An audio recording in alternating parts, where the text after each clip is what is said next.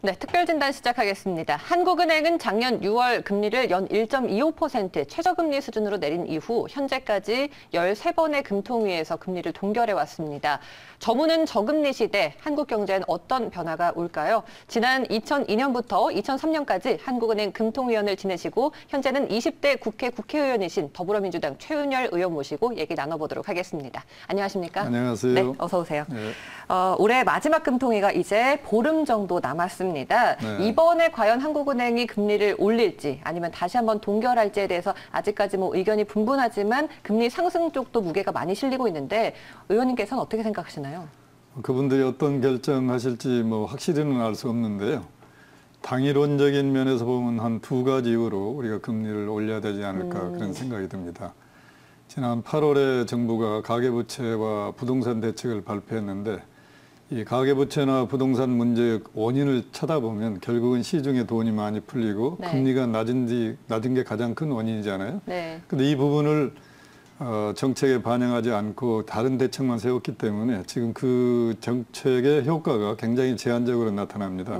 그래서 이런 걸 보더라도 금리를 올리는 게 정책의 적정한 조합을 통해서 효과를 발휘할 수 있기 때문에 또 하나는 우리나라처럼 소규모 개방 경제하에서는 대외 어떤 환경 변화에 우리가 순응하지 못하면 굉장히 많은 문제가 생깁니다. 그러니까 미국을 위한 여러 선진 국가들이 지금 금리를 올리고 있기 때문에 우리가 거기에 보조를 맞추지 않으면 우리 국내 경제에 네. 여러 가지 부작용이 작용할 수 있어서 이 두 가지 차원에서 보면은 금리를 인상해야 될 시기가 아닌가 그런 생각을 지표와 정책을 고려했을 때 그리고 글로벌 경제 속에 한국 경제를 생각했을 때 금리 인상이 맞다라고 보시는 거네요. 그럼 매파적인 입장을 취하시는 겁니까? 매파 비둘기파를 떠나서 네. 이 경제라는 게 여러 가지 환경에 순응해서 굴러가야 되잖아요. 네.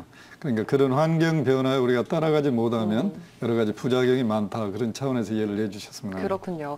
이주열 총재도 지난 금통위에서 금리 인상 시그널을 강하게 내비쳤습니다. 이 의견에 그럼 동의하시는 거죠? 기본적으로 좋은 시그널을 보여준 것 같은데 저는 개인적으로는 시기적으로 좀 늦었다. 그런 생각을 많이 갖습니다. 왜냐하면 지금 가계부채 증가 속도라든지 이런 거 보면 네. 너무나 가파르게 많이 오르고 있거든요. 그래서 이게 앞으로 여러 가지 우리 경제에 큰 부작용을 가져올 소지가 있기 때문에 보다 일찍 이런 액션을 취했었던 게 어떨까 하는 아쉬움이 좀 남아 있습니다. 하지만 여전히 신중론도 만만치 않거든요. 여기에 대해서는 어떻게 보세요?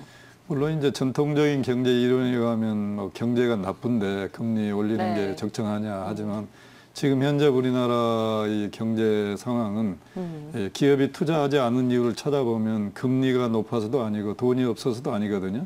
결국은 이제 내수의 부진에 이런 기업의 수요가 유발이 안 되기 때문에 투자가 안 되니까 금리를 올린다고 해서 경기가 더 나빠진다든지 이런 상황은 아닌 것 같습니다. 그렇군요. 지난달 금통위에서 금리 인상에 대한 소수 의견이 나오느냐가 또 관심사였습니다. 의사록을 확인해 보니까 최소 3명의 의원이 금리 인상 견해를 밝혔는데 의원님께서도 전직 금통위원으로 계셨는데 소수 의견이 이렇게 중요한 이유가 뭔가요? 100% 다 동의하지 않고 그 내에서도 7명 중에 한 3분 정도가 이제 금리 인상의 네. 필요성을 느꼈다는 거는 우리 경제를 분석하는 여러 가지 이제 그 방향에 있어서 네. 이제는 그 안에서도 인상과 또 동결 그런 의견이 이제 팽배해지고 있다는 네네. 하나의 사인이기 때문에 이런 거가 이제 더 컨센서스가 모아지면 어느 이제 결론에 도달하지 않을까. 그래서 소수 의견은 상당히 중요합니다. 네. 무려 6년 만에 나온 의견이라고 들었습니다. 그렇지는 않을 겁니다. 아, 그래요? 네. 알겠습니다. 다시 한번 확인해 보겠습니다. 네. 이미 금리를 올렸어야 된다라고 지금 언급을 해주셨는데 말씀하셨다시피 현재 가계부채 문제, 부동산 문제가 상당합니다. 네. 하지만 좀 빚을 낸 채무자들의 입장에서는 금리가 올라가면 더 부담이 되지 않을까요? 물론이죠. 그 채무자 입장에서만 보면은 금리 인상이라는 게 큰 부담이 되지만 또 경제 전체로 봤을 때 그럼 이런 낮은 금리로 계속 가계부채 증가 속도를 방치할 거냐.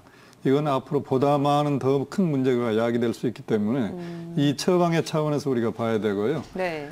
또 우리 가계 전체 금융 자산과 금융 부채 규모를 보면 이 가계나 비영리 단체 금융 자산이 한 3,500조, 금융 부채가 한 1,600조 정도 된다고 그래요. 그럼 순금융 자산이 1,900조 정도 되거든요. 네. 그럼 금리가 올라가게 되면은 순금융 자산이 더 많기 때문에 사회 전체적으로 보면은 긍정적인 효과도 나타날 수 있다. 이렇게 이해를 해야 될 것 같습니다. 그래요.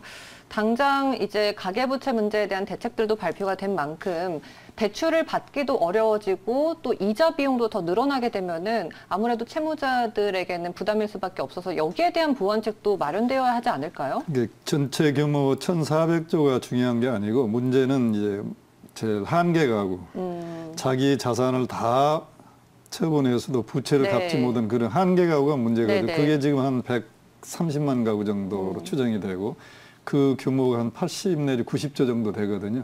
이 부분이 문제지 나머지는 뭐 자산이 많은 사람들이 부채 늘어나다 문제는 안 되잖아요. 그래서 이 한계 가구 문제를 어떻게 풀 거냐. 저는 개인적으로 정부가 과거에 경제 정책의 후유증일 수도 있고 네. 그러잖아요. 그러니까 정부도 일단의 책임을 져야 될 것 같고요. 또 돈을 빌려주는 금융 회사들도 철저한 신용조사를 하지 않고 빌려줬기 때문에 거기에 대한 일단의 책임을 져야 되고 또 빌려가는 채무자도 자기의 채무에 대한 일단은 책임을 져야 되기 때문에 이 3자의 손실 부담을 어떻게 적정히 배분하느냐 네. 그런 차원에서 해법을 찾아야 되지 않을까 그런 생각을 해봅니다. 조금 다른 질문일 수도 있겠는데 갑자기 궁금해졌는데요. 이제 여당 의원이시기도 네. 하니까 정부의 현재 경제정책 기조가 어떻게 보면은 이런 취약한 서민들을 위한 그런 정책을 하는데 무게중심을 두는지 아니면은 경제 전체의 건전성, 재정 건전성에 무게중심을 두는지 궁금해요. 둘 다 중요하지요. 어려운 그러나 문제죠. 우선은 네. 아까도 잠깐 말씀드렸듯이 우리 경제가 이제 공급이 있고 수요 두 축이 있잖아요. 네. 지금 수요 축이 좀 망가져 있습니다. 운동장이 기울어져 있어요. 네. 그래서 이거를 바로 세우지 않으면 전체가 경제가 이제 순항을 못하기 때문에 이제 저소득층을 위한 대책처럼 보이는 게 이제 최저임금 문제라든지 비정규직 문제라든지 네. 이런 것들이 궁극적으로 해소가 되어야 근로자들의 소득 수준이 높아지고 소득이 높아져야 내수가 살아나고 수요가 있어야 또 기업이 투자를 하고 이런 선순환 구조를 만들기 위한 하나의 정책이고 이거는 네. 경제 전체가 같이 균형 있는 발전을 위한 필요한 정책이다. 네. 그렇게 보여집니다. 알겠습니다. 다시 금리 얘기로 돌아와 볼게요. 이번에 만약에 하느니 금통위에서 금리를 동결할 경우에 미국 연준이 12월에 금리를 올리는 문제가 또 남아 있기 때문에 네. 이 금리 역전 문제도 제기가 되고 있습니다. 그래서 아까 제가 이제 소규모 개방 경제 하에서 이제 네. 대외 정책에 정책 조율을 해야 된다는 말씀이 바로 그 부분인데요. 만약에 우리는 동결을 하고 미국이 이제 올렸다. 네. 그럼 완전히 역전이 되잖아요. 그렇죠. 그럼 국내에 들어와 있는 해외 자금이 많이 해외로 빠져나갈 겁니다. 그럴 경우에 이제 우리 환율이 상당히 충격을 받고 환율의 문제는 또 수출로도 이어지고 하기 때문에 네. 그건 이제 부작용을 우리가 생각을 해야 되는 거거든요. 저도 옛날에 제가 경험한 바에 의하면 이 소규모 개방 경제 한계가 많아요. 우리가 어떤 정책을 폈을 때 100% 효과가 잘 안 나타납니다. 네. 해외에서 돈이 해외 왔다 갔다 하기 변수가 때문에. 많죠. 그래서 네. 그럴수록 우리는 선제적으로 미래를 미리서 내다보고 대책을 세우는 게 가장 효과적인데 그게 참 어렵습니다. 네. 현재 뭐 미국도 그렇고 유럽에서도 그렇고 우리나라도 그렇고 글로벌 금융위기로 시작된 저금리 시대가 끝나가고 긴축 기조로 접어드는 구간입니다. 한국 경제에 어떤 주요한 변화들이 있을까요? 그래서 우리 아까 말씀드렸듯이 이제 그런 금리의 문제는 우리 경제에 이제 순기능도 있고 역기능도 네. 있고 그래요. 항상 모든 정책이라는 게 프로앤콘이 있습니다. 부작용이 있으면 또 효과도 있는 거고 네. 하니까 그래서 앞으로 우리 경제의 경우에는 아까 말씀드렸듯이 이 수요의 축을 어떻게 보강하고 살리느냐. 우리는 해외 의존도가 높기 때문에 수출이 지금 대변수에서 잘 되니까 경제 성장률이 상당히 높아지잖아요. IMF도 오늘 아침 보니까 뭐 3.2% 네. 성장률로 네. 높였더라고요. 그러나 근본적으로는 내수가 뒷받침이 되지 않으면 지속 가능한 성장이라는 게 한계에 도달하기 때문에 이 부분도 계속 우리가 검토를 해야 되는. 그렇군요. 네. 금통위를 앞둔 한국은행의 고민이 참 깊은 시점일 것 같습니다. 마지막으로 국내 통화 정책에 대해서 제언 한마디 짧게 좀 부탁드립니다. 통화 정책이라는 게 전 경제에 주는 영향이 너무나 크기 때문에 굉장히 신중하게 해야 되기는 합니다만 그래도 우리처럼 이런 대의존도가 높은 나라의 경우에는 대변수도 더 중요하니까 항상 미리서 그러한 경제 정책을 검토하고 선제적으로 대응하는 그러한 통화 정책의 자세가 아주 중요한 시기가 아닌가 그렇게 생각이 됩니다. 선제적인 대응이 중요하다라는 말씀 해주셨습니다.